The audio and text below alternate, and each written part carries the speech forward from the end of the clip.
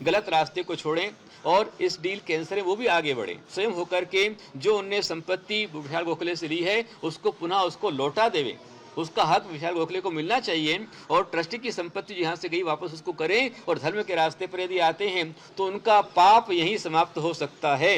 वरना ध्यान रखें, जब तक तेरे पुण्य का बीता नहीं करार, जब तक तेरे पुण्य का बीता नहीं करार, तब तक तुझको माफ है अवगुण करो हजार।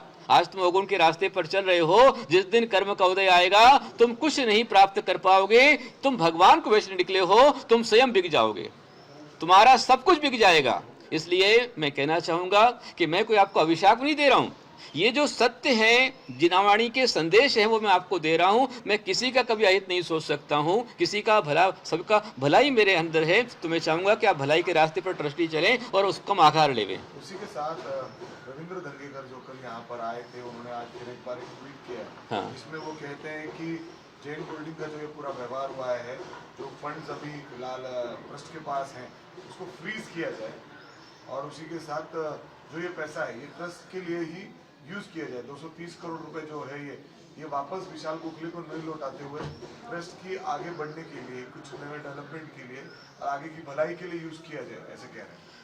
अब इसके अंदर में जो है, देखिए मैं तो इस पक्ष में नहीं हूं कि किसी की संपत्ति को इस तरह से फ्रीज किया जाए, बल्कि सरकार के पास बहुत सारा फंड है और जैन समाज अल्पसंख्यक है, तो अल्पसंख्यक समाज को कैसे डेवलप करना है, गरीब किसानों के बच्चों को कैसे डेवलप करना है, उसके लिए सरकार उसमें आगे बढ़े, उनका सहयोग रहे। परंतु मैं विशाल गोखले की संपत्ति पर अनधिकृत कब्जा करने के पक्ष में बिल्कुल नहीं हूं।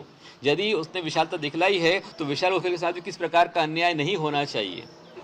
और मुरलीधर अण्णा मोहोळ ने जो कुछ भी कहा किया मुझे उसका कुछ पता नहीं है, लेकिन यदि उन्होंने सकारात्मक हमारे मंदिर को बचाने की बनाई है तो हमारे उनके साथ भी हमको उनको मौका देना चाहिए, सुधरने का, संभलने का उनको अवसर देना चाहिए। और ये जो फ्रीज करने की बात है वो अपना राजनीतिक विषय है, मुझे पता नहीं इसका, लेकिन जो संपत्ति गोखले की गई है उसको उसकी वापस की जाए, ट्रस्टी उसको पूरा वापस करे जिम्मेदारी के साथ में, और ट्रस्टी इस भुगतान को करे, ऐसा हम आह्वान करेंगे। और इस पे से सब तरह के संकट निपटने चाहिए। हाँ,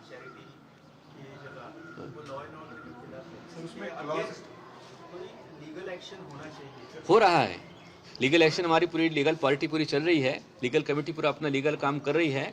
और इसके अंदर में मैं कहना चाहूँगा कि धर्म के अनुसार सामान्य वस्तु को लेना भी चोरी है, फिर धर्म की वस्तु को बेचना और खरीदना तो महापाप, महाचोरी, महाअपराध है, वो किसी को भी नहीं करना चाहिए। आता isakal.com आहे देशातील नंबर 1 ची मराठी न्यूज वेबसाईट।